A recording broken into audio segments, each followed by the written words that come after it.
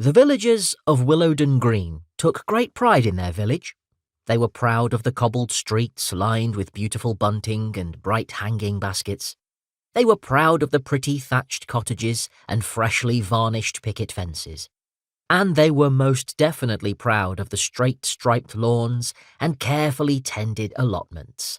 But there was one thing that the villagers of Willowden Green had always been most proud of, and that was being the home of Maclay's Jam, the most inventive jam factory in the world. Of course, the factory was a bit unusual. Some might even say weird.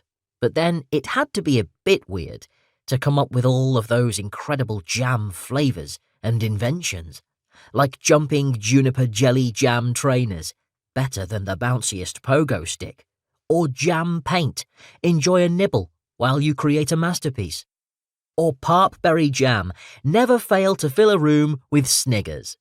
Being different was okay. Maclay's Jam might be a bit weird, but it was their weird, and that was all right with them.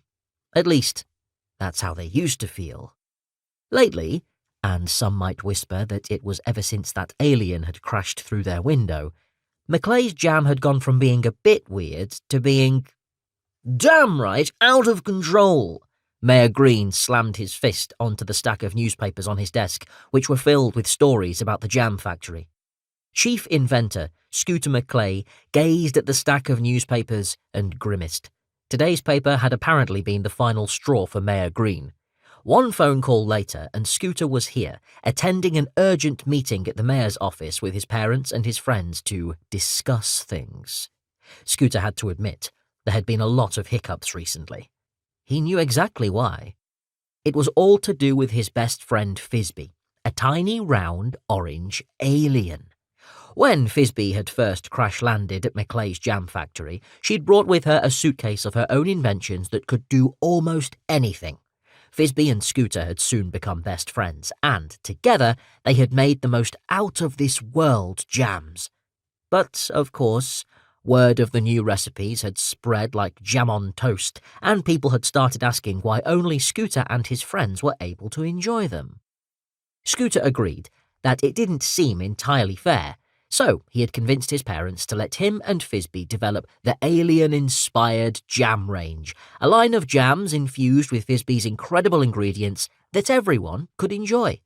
It had taken a lot of persuading, but his parents had finally relented on the condition that the jams underwent a rigorous testing procedure, including a trial in the village of Willowden Green.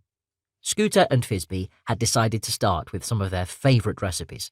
They spent a long time perfecting and testing them until they were certain they were ready for the villagers to try. And that was when everything had started to go wrong.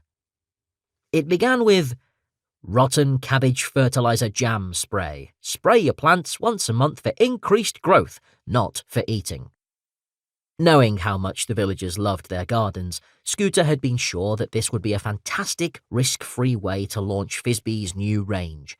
Except, with the annual Willowden Green vegetable competition coming up, some of the villagers had poured entire bottles of the stuff onto their vegetable patches. Within hours, the alien-inspired jam range had been splashed across every local newspaper, and not in a good way. Giant alien vegetables overrun village. What has Fizzbee been doing? Alien-inspired or alien vegetable invasion? Next came night vision carrot jam. 1 teaspoon equals 1 hour of night vision. Except night vision carrot jam leads to a spate of burglaries. Carrot jam aids crooks. What was Fizzbee thinking? Should an alien be allowed to make jam? Who really is Fizzbee?